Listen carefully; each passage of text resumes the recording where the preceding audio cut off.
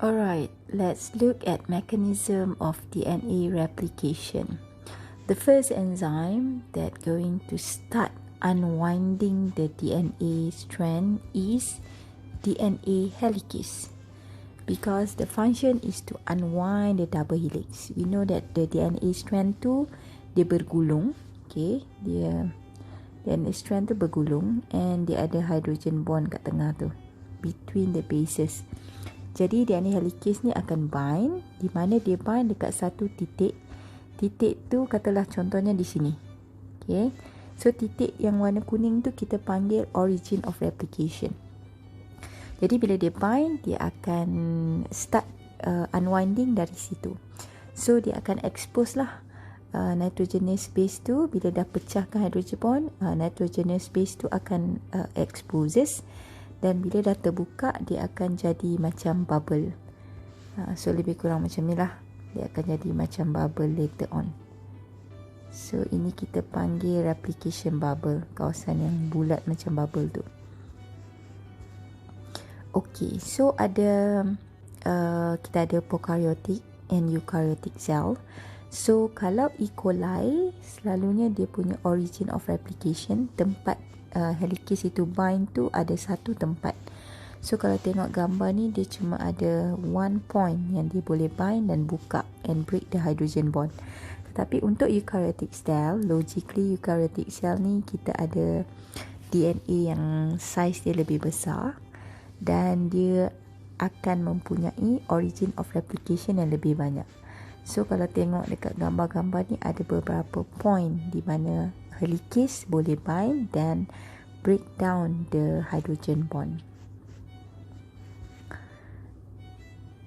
Alright, so lepas dia dah buka, unwind, unzip the hydrogen bond, so what happen next is kawasan yang terbuka tu ada tendency untuk tutup balik. Sebab kita tahu setiap molekul atom dia ada charge.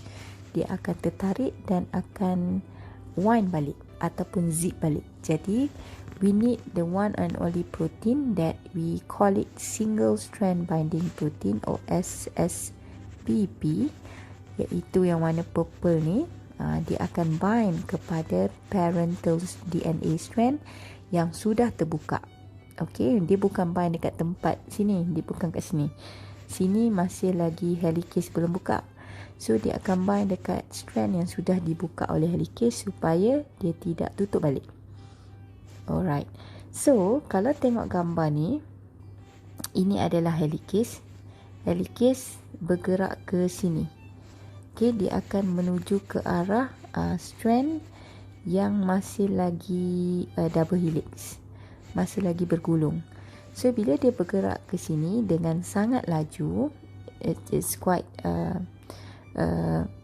at a fastest rate.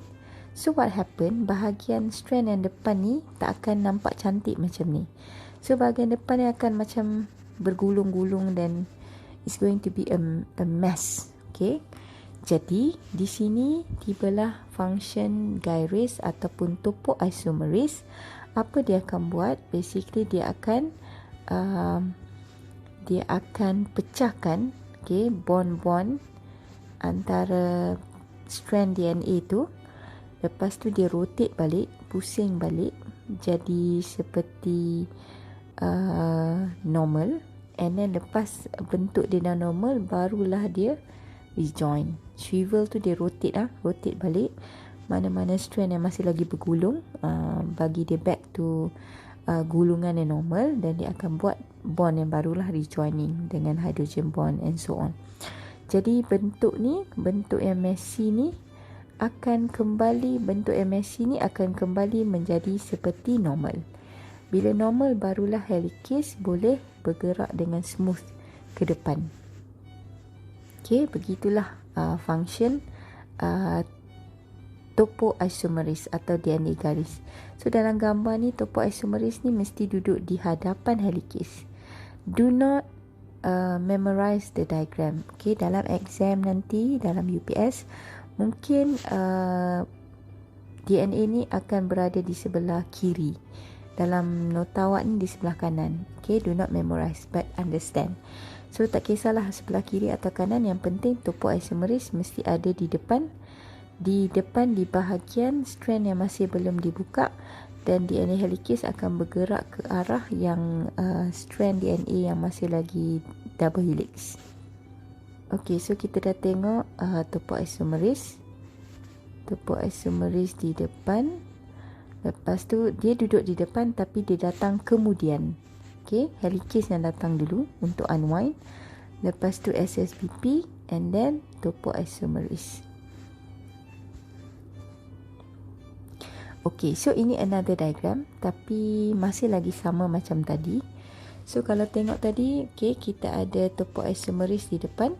Kemudian kita ada DNA helikis yang tengah unzip ataupun unwind. Kemudian kita ada SSBP yang bind kepada parental strand yang sudah dibuka supaya tidak tutup balik. Okey, sekarang parental strand ni sudah bersedia untuk disalin. Okey, so parental strand ni kita panggil sebagai template. Both of the parental DNA strand act as a template. Apa maksud template? Dua-dua itu akan disalin. Dua-dua itu akan dibaca. It's going to be read secara complementary base pairing. Jadi, untuk mensintesize strand yang baru, ingat sebab kita pakai semi-konservatif, so kita nak buat strand yang baru. Sebelum mula buat strand yang baru, kita mesti ada RNA primer. Jadi RNA primer ni enzim yang akan synthesize RNA primer adalah primase. Macam mana dia buat RNA primer? By adding RNA nucleotide. So ini adalah tapak permulaan. Okay, warna merah ni adalah tapak permulaan. So kalau tak ada RNA primer, kita tak boleh synthesize strand yang baru. RNA primer tu kena buat dulu, barulah kita boleh elongate the new DNA strand. Jadi sekarang kita tengok untuk satu strand dulu, walaupun both of the strand act as a template. So kita akan tengok strand yang salah satu dululah. So kita fokus kat sini. Jadi kalau tengok dalam gambar ni, primase akan bind to the one of the parental strand and synthesize RNA primer by adding RNA nucleotide. Bila dia buat RNA primer dan dia tambah RNA nucleotide, maksudnya akan ada nucleotide yang bukan dalam DNA, seperti U. Okay, sebab RNA nucleotide kita ada G, ada C, ada A, ada U. So dalam DNA tak boleh ada U. Jadi U ini perlu diganti kemudian. Alright, next. Okay, ini ayat explanation tadi itulah. Each single strand parental DNA akan act as a template. Kita akan baca dua-dua template. Kita akan copy dua-dua template. And the new DNA strand mestilah complementary. To start synthesizing a new strand, the formation of RNA primer ni is quite a small size, which is about maybe 10 nucleotides. And then it will be synthesized by the one and only primase ataupun DNA primase. Setelah itu, okay, bila RNA primer tu dah ready, dah menjadi dah siap 10 nucleotide yang pendek tu, datang pula another DNA polymerase, iaitu DNA polymerase 3 akan elongate. Dia akan menyambung RNA primer tu supaya menjadi lebih panjang dengan addition of DNA nucleotide. So direction dia mesti 5 to 3 sebab DNA nucleotide hanya boleh di add di hujung carbon number 3. Carbon number 3 dekat OH kat hujung tu. Jadi direction of DNA replication it must be from 5N to 3N. And it must be complementary to the template strand. Cara dia add tu, lepas dia bring the DNA nucleotide, dia akan buat phosphodice the bond. Okay, phosphodice the bond antara satu nucleotide dengan nucleotide yang lain. Jadi dia akan jadi strand yang panjang dan is a new strand that going to elongate. Okay, so apa maksud dia akan add DNA nucleotide complementary to the template strand? Okay, contohnya template strand ni saya letak secara randomly. Ini katalah T, ini A, ini A, contohlah. Ini G. So, jadi strand yang DNA polymerase 3 tu, kalau template parental strand yang template tu ada nitrogenous G, dia akan bawa DNA nucleotide C. Kalau parental to A, dia akan bawa, kalau ini A, dia akan add T. A akan add T. T akan add A dan seterusnya. So, direction dia mesti 5 to 3. Okay, dia mengikut helicase. Jangan hafal atas bawah. Yang pasti dia mesti ikut direction helicase. Kalau gambar ni helicase bergerak ke kiri, kenapa bergerak ke kiri? Sebab strand yang boleh buka ada di sebelah kiri, jadi dia akan bergerak ke kiri. Jadi strand yang disynthesize tadi tu, jika dia mengikut helicase, okay, kalau awak tengok ni dia elongate anak panah tu menunjuk ke arah helicase, dia dikenali sebagai leading strand. Leading tu macam mendahului, dia ikut. Jadi ada beberapa tips macam mana nak kenal pasti itu adalah leading atau lagging. Bukannya atas atau bawah. Jangan hafal atas leading, bawah lagging. Atas atau bawah boleh jadi leading, boleh jadi lagging. Antara tips yang boleh digunakan adalah tengok di mana helicase berada dan tengok arah helicase. Kalau helicase bergerak ke kiri dan the strand tu anak panah dia menunjuk ke arah, kalau gambar ni kita nampak anak panah tu menunjuk ke arah helicase, menuju ke arah helicase, so itu adalah leading strand. Yang melawan helicase, arah yang melawan helicase dekat bawah ni, kalau gambar ni lah, so itu adalah lagging strand. Tips yang kedua, kita juga boleh tengok N. Contohnya parental strand kat sini 5 to 3. Jadi kalau strand template 5 to 3 macam ni, so of course dia punya strand yang baru mestilah anti-parallel, mestilah 5. Jadi kita tahu clue new DNA template mesti synthesize from 5 to 3. So 5 ni akan hujung sebelah sini 5, sebelah sini mestilah 3. Jadi kalau kita tahulah direction dia ke sini. So bila dah tahu direction dia ke sini, katalah soalan tu tak bagi bentuk anak panah, awak boleh agak. Okay, you can guess. 5 to 3, so nampak helicase kat depan. Okay, that should be the leading strand. Okay, leading strand ni dia akan menuju ke arah replication fork. Apa tu replication fork? Kawasan ni. This is the replication fork. Bentuk macam V ni. Okay, macam garfu lah V. So kawasan ni kita panggil replication fork. Mungkin V, kalau tengok panjang sikit nampak macam Y. Alright, so inilah replication fork. Okay, bucu ni yang tajam ni, that is the replication fork.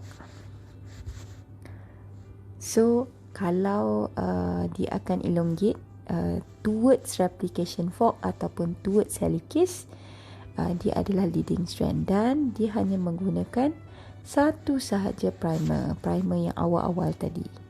So kalau awak tengok gambar ni, leading strand ada kat bawah. Okay, leading strand ada kat bawah sebab direction dia 5 to 3 dan dia mengikut replication fork, towards replication fork. On the other hand, okay, kita ada lagi satu parental strand yang juga act as a template. Dia akan synthesize juga strand yang baru yang kita panggil lagging strand. Okay, kenapa dia lag? Sebab dia ada delay. Kenapa dia delay? Sebab dia melawan arah. Dia tak ikut helicase. Okay, helicase tu dia ke depan, dia menuju straight ke depan dan strand leading akan ikut. Jadi perjalanan tu jadi smooth. Manakala lagging, dia bertentangan arah. Dia melawan arah helicase. Masih lagi synthesize from 5 to 3, tapi dia bertentangan arah. Kalau helicase bergerak ke kiri, dia synthesize ke kanan. Jadi kita panggil lagging strand ni, dia disynthesize discontinuously. Kenapa discontinuously? Sebab dia tidak panjang, elongate berterusan. Dia ada fragment, pecahan-pecahan kecil yang kita panggil Okazaki fragment. Jadi sebenarnya apa yang berlaku di leading strand juga berlaku di lagging strand. Exactly the same, except it happen multiple times. Kalau tengok kat sini, kalau ke atas tadi, kalau leading strand tadi, bukan ke atas, kalau leading strand tadi satu primer. Okay, kita cuma pakai satu primer, satu primase, DNA polymerase 3. Okay, tapi untuk lagging strand kita ada banyak primase. Ada banyak DNA polymerase 3. Dia akan berlaku repetitively. So fragment-fragment terhasil tu kita panggil Okazaki fragment sebab nama saintis yang found out this fragment adalah Okazaki, a Japanese scientist. Okey, kalau tengok gambar ni, okey, kat atas confirm lah, kita tahu kat atas ni adalah leading strand, sebab dia dah bagi anak panah macam tu. Anak panah mengikut helicase, ini helicase kat depan. Dan dekat bawah tu dia dah bagi anak panah bertentangan arah. Helicase bergerak ke sini. Okey, dan anak panah leading strand pun bergerak ke sini. Jadi bila direction dia sama, dia adalah leading. Tetapi lagging dia bergerak arah bertentangan dan dia putus-putus. So kita panggil okey, jadi Okazaki fragment ni dia punya elongation bertentangan arah. Dia kalau sini helicase dengan leading strand ke kanan, dia ke kiri dan dia putus-putus. Maksudnya dia ada primer kat sini, dia ada primer kat sini, dan banyak lagi. Dan kat sini adalah dia tambah DNA nucleotide lah, okay, untuk elongate, dan dia tidak bersambung. Jadi kita perlukan lagi satu enzim yang kita panggil DNA ligase untuk join the two Okazaki fragment by making phosphodiester bond. Alright, so itu adalah function DNA ligase yang bertindak sebagai joining agent untuk Okazaki fragment yang ada pada lagging strand. Dan tidak dilupakan, jangan lupa kita ada primer, RNA primer yang starting point yang mesti dibuat dahulu di leading ataupun lagging, dua-dua ada. Dan primer tu mungkin ada nucleotide yang tidak patut ada dalam DNA strand, iaitu mungkin dia ada U. Jadi DNA polymerase 1 akan datang sebelum both strand tu gulung balik ataupun wind balik, ataupun before DNA ligase join. Dia akan datang dan gantikan primer tu dengan DNA nucleotide yang barulah dia akan 100% menjadi DNA molekul yang ada hanya DNA nucleotide, tak ada RNA nucleotide. So kita buat sedikit recap. Okey, kita ulang balik. So seperti anda dapat lihat kat sini, first helicase akan unzip, unwind. Bila dia bind to origin of replication, so dia akan buka strand DNA itu supaya boleh dibaca. Kemudian SSBP akan bind kepada unwound parental template strand supaya tak tutup balik. Kemudian kat sini gambar ni tertinggal topoisomerase ada kat depan ataupun DNA garis to break, shrivel and rejoin strand-strand yang problematic.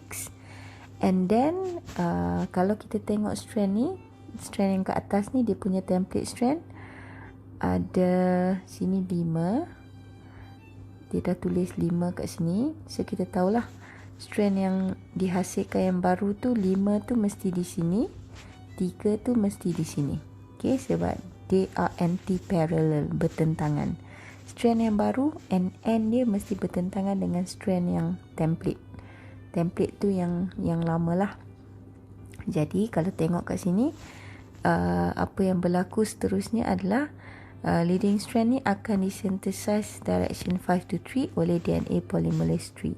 So strand yang ada ke atas ni kita panggil leading strand. Kemudian number 4, primase akan buat, saya tambah sikit, primase akan buat RNA primer di hujung ni. Kemudian barulah DNA polymerase 3 akan continue to elongate, okay, ke arah helicase.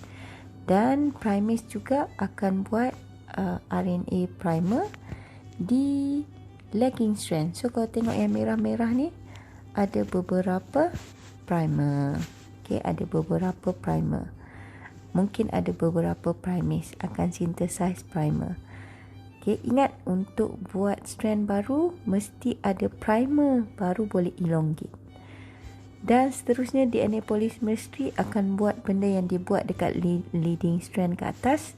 Dia akan add lah nucleotide yang complementary untuk elongatekan Okazaki fragment kat bawah ni. So katalah template strand kat sini, contohnya katalah template strand kat sini T, dia akan bagi, dia akan add DNA nucleotide A. Kalau template strand G, dia akan add DNA nucleotide C. Kalau ini C, ini akan jadi G. So kena tahulah hubungan antara T dengan A, G dengan C ni adalah complementary base pairing.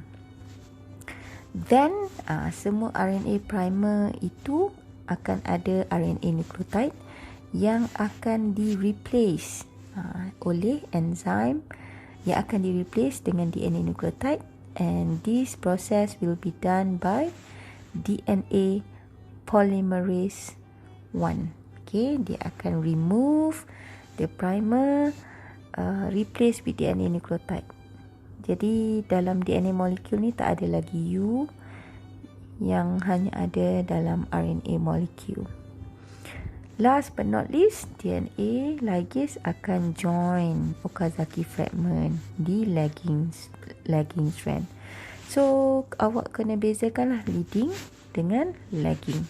So ini ada ligase, ini ada beberapa primer, primase, ini ada Okazaki fragment, tapi kat sini tak ada Okazaki fragment, tak ada, hanya ada satu primer, satu primase. Kat atas ni lebih simple, tapi proses dia lebih kurang, almost similar. So that's it for DNA replication. Thank you.